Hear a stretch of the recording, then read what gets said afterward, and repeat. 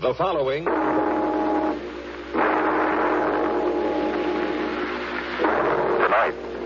transcribed from Ray Bradbury's collection, The Martian Chronicles, we present And the Moon Be Still as Bright.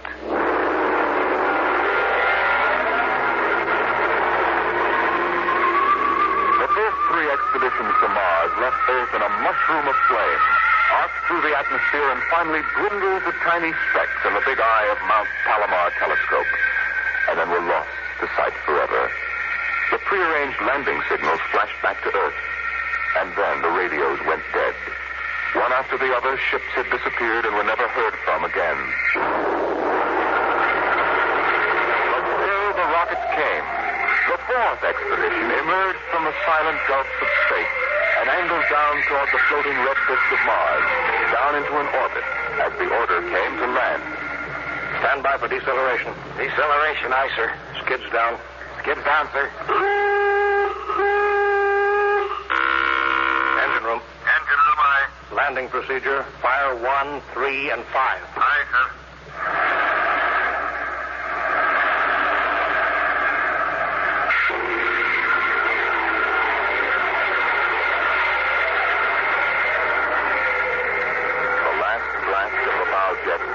Against the blue desert sands, and the ship slid to a halt at the edge of a vast city that reflected the icy glare of the moonlight. For a while, all was still. All right, Parkhill. Open the airlock. Aye, sir.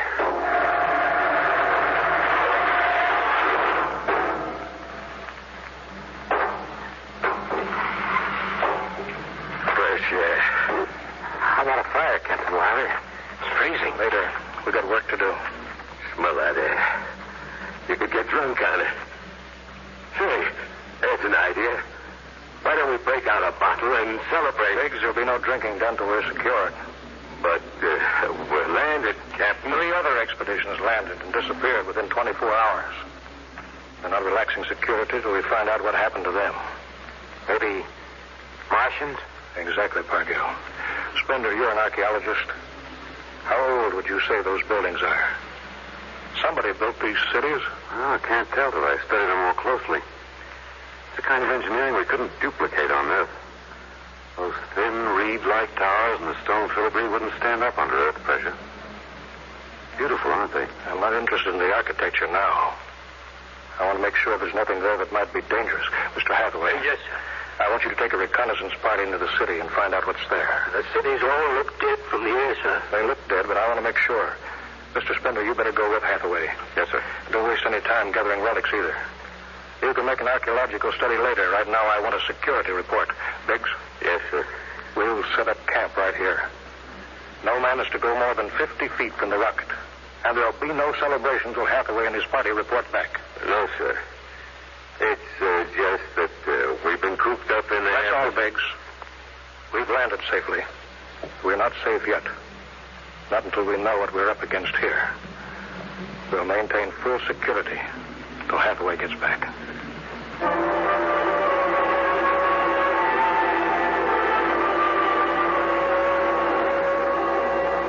In the sea bottoms, the wind stirred along faint vapors, and from the mountains great stone visages looked upon the silvery rocket and the small fire.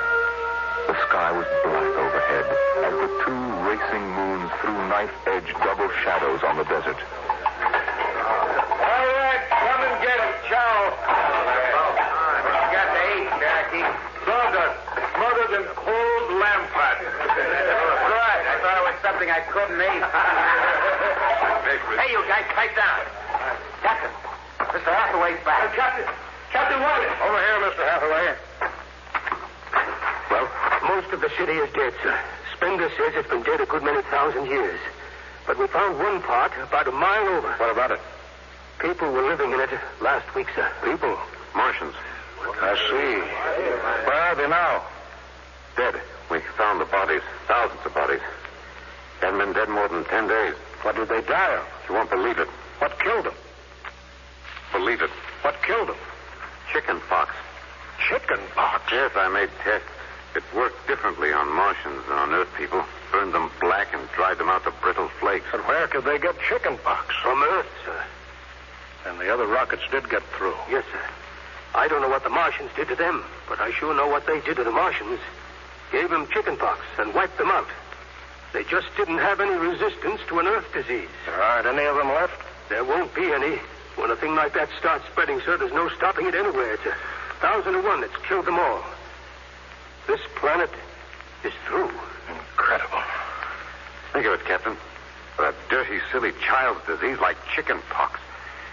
It isn't right. Spender, take it easy. Yeah, it's like saying the Greeks died of mumps or the proud Roman Empire collapsed because of athlete's foot.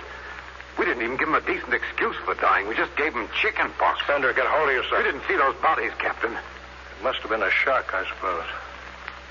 You need a rest, a little relaxation.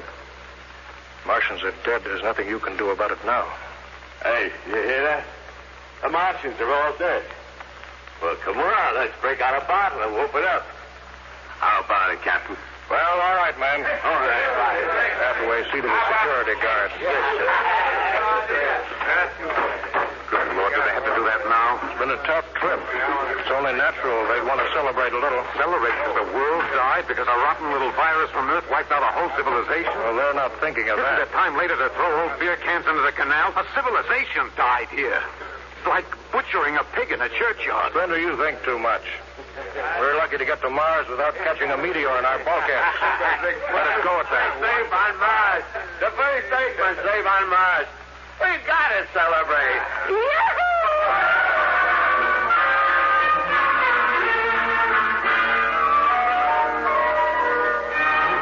Many bottles were opened and drunk. The voices got louder. The earth laughs and shouts echoing across the empty Martian There sand. was that time in New York when I ran into that blonde. Boy, what a blonde. Listen, the first thing she said.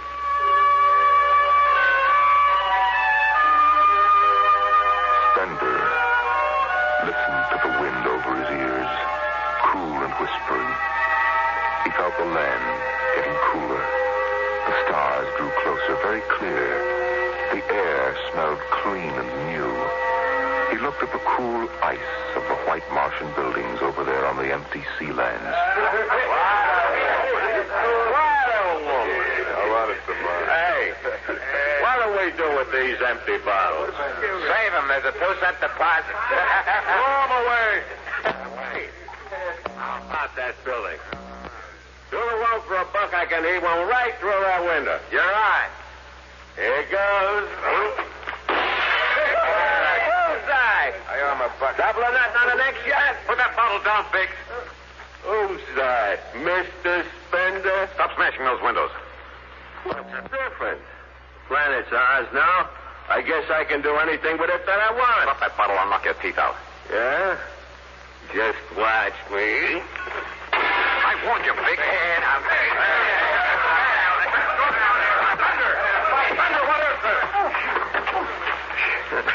I hit him. He's crazy, Captain. He just walked up and slugged me. Biggs wasn't doing All right, let go of him. You men go back to your party. Spender, come with me. I like that guy. Just walked up to him and slugged me. Spender, suppose you explain. What was the idea? Oh, the noise, the drunken brawl. I guess I was ashamed of the spectacle the whole crew was making. Where's their respect for what's happened? Their sense of what's right? Men are tired. It's been a long trip. You've got a different way of seeing things. I'm seeing things all right. I'm seeing how we'll ruin Mars. We'll rip it up, rip the skin off the way we've already ruined Earth. We Earthmen have a talent for ruining big, beautiful things. Is that why you hit Biggs? Yes, I couldn't stand the idea of them watching us make fools of ourselves. Them? The Martians. The Martians? They're dead. All dead. But they know we're here. Doesn't an old thing always know when a new thing comes?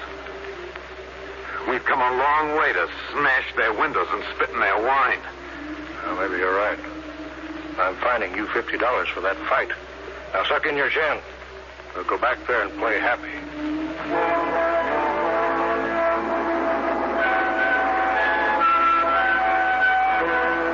Now the whole party moved out into the moonlight across the desert. They made their way into the dreaming dead city. The light of the racing twin moons glinted on the barrel of a pistol. The long blade of a machete, a round, gurgling shape of a raised bottle. Their shadows under them were double shadows on the ice-blue sand. They were waiting for something to stir in the dead city, something to rise, some ancient ancestral shape to come galloping across the vacant sea bottom on an ancient armored steed of impossible lineage, of unbelievable derivation. Look at it, Captain. Down those avenues in the mist. You can almost see them. The mind's eye populated the dead city. Each window was given a person who leaned from it and waved slowly, as if under some timeless water, at some moving form in the fathoms of space below the moon-silvered towers. There were faint murmurs of sound, and odd animals scurrying across the gray-red sands. The wind blew in from the dead sea bottom and brushed through the silvery wire filigree of the towers. Strange music drifted down to the double-shadowed streets, a thin, haunted music that played as it had played through the uncounted years of time. Nobody moved. The moons held and froze them. The wind beat slowly around them. Hey, out there. You people in the city. Thanks. Why, I just wanted to make a little noise. Come on. They built this city thousands of years ago. And now where are they? How did they die? Who cares? They're dead. It's good enough for me. Lord Byron. What? Lord Byron, an old 19th century poet. He wrote a poem that fits this city. Might have been written by the last Martian. So we'll go no more a-roving so late into the night. Though the heart be still as loving and the moon be still as bright. For the sword outwears the sheath and the soul outwears its breast. And the heart must pause to breathe and love itself must rest. For the night was made for loving, and the day returns too soon. Yet we'll go no more a-roving by the light of the moon.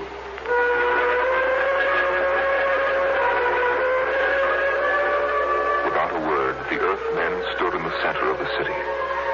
It was a clear night. There was not a sound except the music of the wind. At their feet lay a tile court worked into the shapes of ancient animals and images. They stood there, silvered by the double moons beneath the crystal towers of Mars. Then Biggs was sick, and the sour stench of liquor filled the cool air. The men of Earth had come to Mars. And Spender turned and walked away into the city, alone in the moonlight, never once stopping to look back.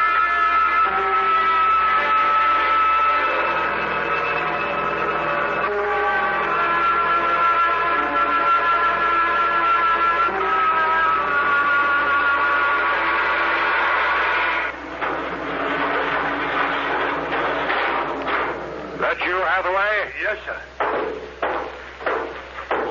My trick on Bridgewater, sir. What time is it? 0400. Any orders, sir? No, I'll stay on watch. You turn in. Aren't you sleeping, sir? I'll wait for Spender. He didn't come in? No. He's crazy. Walking away into the shadows, he didn't even look back. Spender's a strange man. He's crazy, sir. How's the rest of the crew? Sleeping it off. Biggs had DTs, but he's calmed down now. You can go back below, Hathaway. I'll take your watch. Captain Wilder, do you think Spender will be coming in before morning? I don't know. You know, sir, I don't think he's ever coming back. That's the way I feel about him, sir. He'll never come back.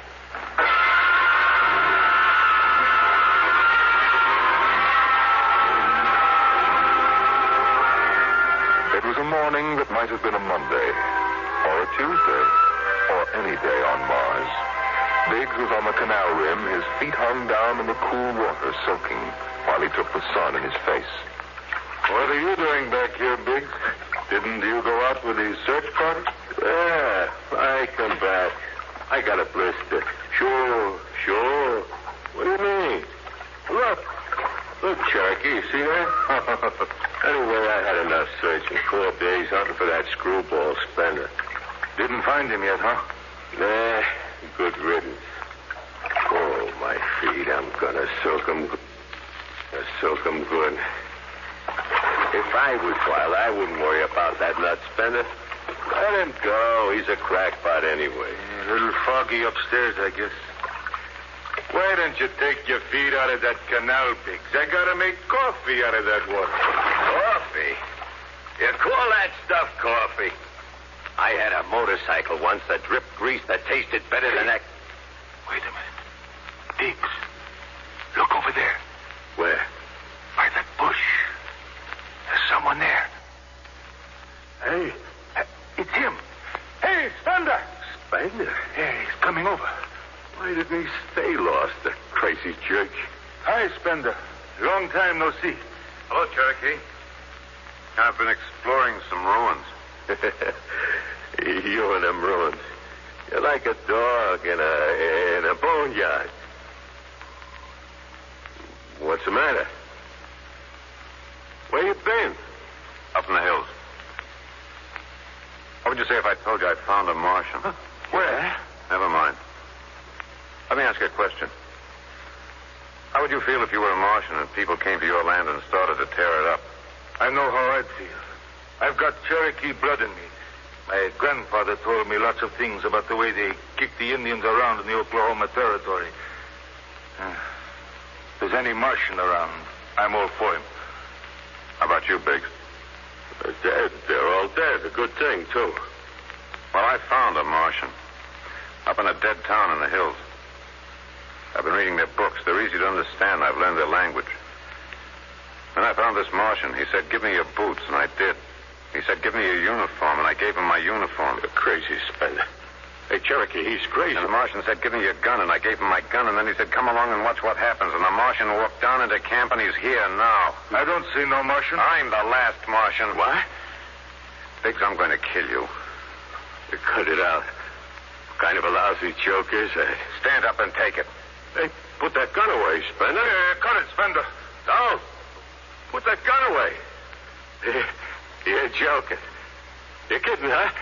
Spender!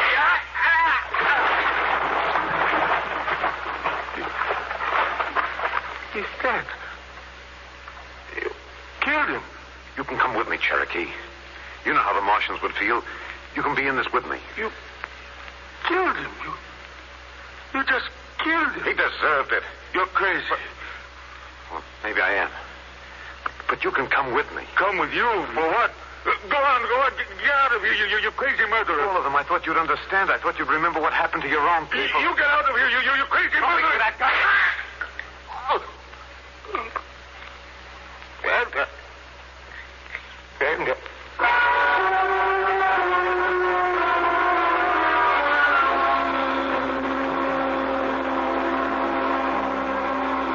They're both dead, Captain Wilder.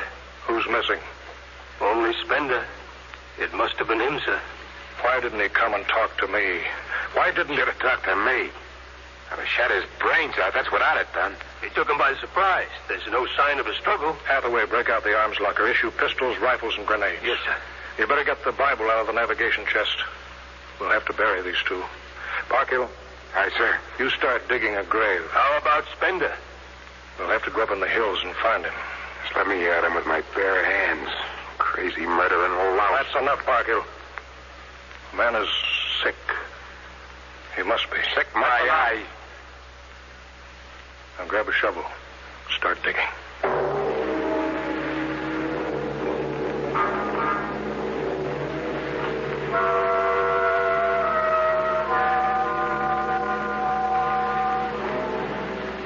Spender saw the thin dust rising in the valley, and he knew the pursuit was beginning.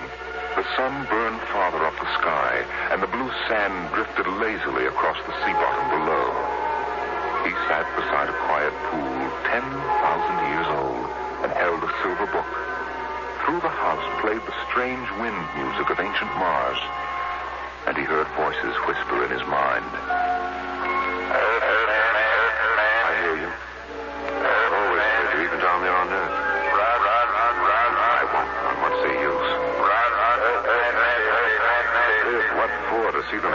your temples and put up hot dog stands?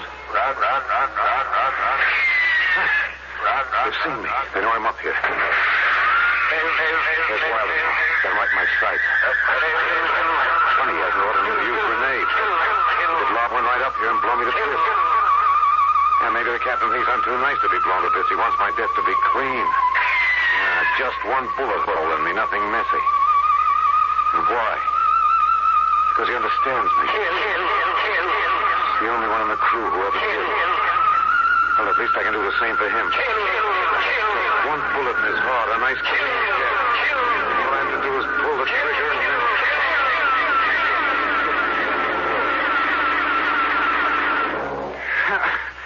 It's no use. I can't do it to him. Fender, can you hear me, Fender? Yeah, I hear you, Captain. What do you want? Talk. Truce. All right, come on up. Leave your gun down there and keep your hands up.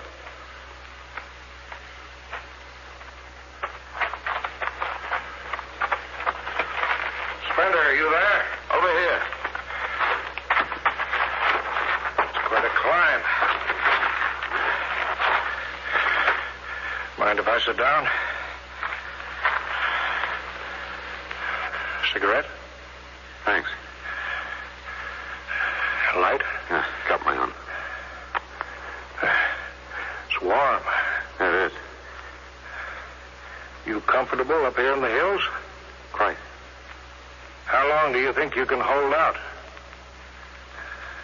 About 12 men's worth.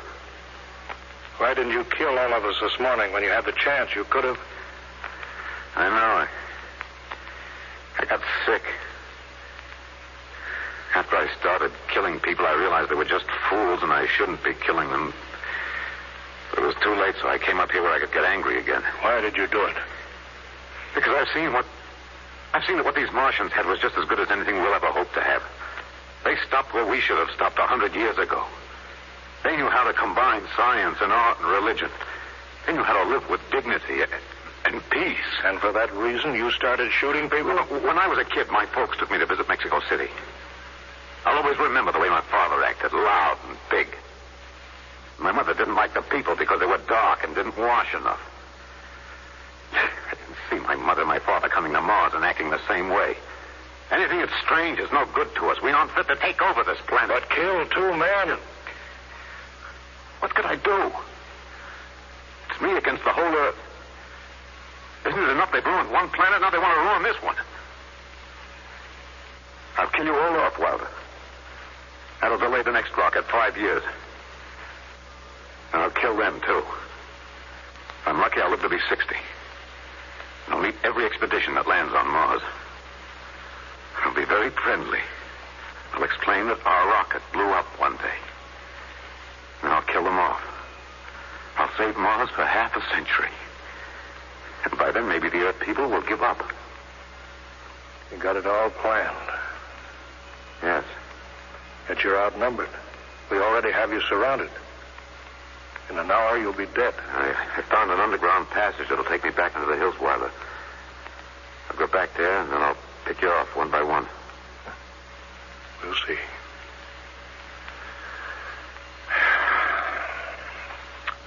It's a nice town you got here, Spender. Beautiful.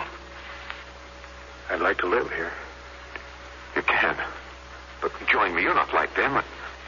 I'll show you what a good life these people had. I'll play you an old reel of Martian music that must be at least 50,000 years old, a kind of music you've never heard in your life. That sounds wonderful. But I can't stay with you. Sorry, Spender. I'm sorry this is happening. Guess you'd better go back now so you can start your attack. I guess so. Captain, I won't kill you. When it's all over, you'll still be alive. Then maybe you'll change your mind. No. There's too much Earth blood in me. I may even agree with you about all this. That doesn't change what I've got to do. You won't stay? No. This is your last chance, Spender. You're sick. Come along with me quietly. No. Look, one last thing. If you win, tear this planet apart. Right. If it helps, just think of me as a very crazy fellow who went berserk one summer day. It'll be easier on you that way. I'll think it over. So long, Spender. Bye, Captain. Good luck.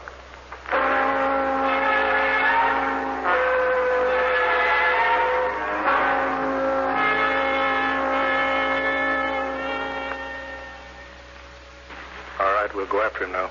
Hathaway, you take the right, I'll lead on the left. You have to kill him. He won't come down. Make it a clean shot if you can. Get it over with. I'll blow his bloody brains out. No, Park Hill. Through the heart. Brains. You heard what I said. Through the heart. Now let's go get him. They spread out again, walking and then running on the hot hillside places where there would be sudden cool grottos that smelled of moss and sudden open blasting places that smelled of sun on stone. The men ran and ducked and ran and squatted in the shadows. Blow his brains out. Just one slug, that's all he needs. Captain Wilder hugged the rock warmed by the sun. He gasped, for the air was thin and not meant for running. Spender lay at the top of the hill, and a gap in the rocks showed the white of his shirt against the shadows. Wilder looked at the towers of the little clean Martian village like sharply carved chess pieces lying in the afternoon. He saw the rocks and the interval between where Spender's chest was revealed. Go on, Spender, get out. You've only got a few seconds to escape. Get out to the caves and come back later. Go now, Spender. I've got to end it. I've got to think I'm right and pull the trigger. Go now. Get out. I'll get him. Slug in the head. I'll blow his bloody... No, Park Hill. Put down that gun. I've got to do this myself. Spender. Why didn't you get out? Why? Why?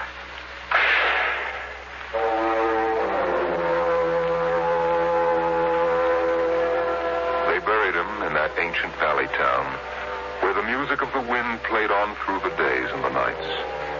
They laid him in an ancient silver sarcophagus with waxes and wines which were 10,000 years old, his hands folded on his chest.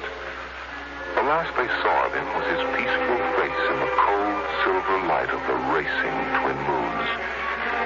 The captain found the poem in Spender's pocket, and he read it before he shut the marble door. So we'll go no more a-roving so late into the night, though the heart be still as loving and the moon be still as bright, though the night was made for loving and the day returns too soon, yet we'll go no more a-roving by the light of the moon.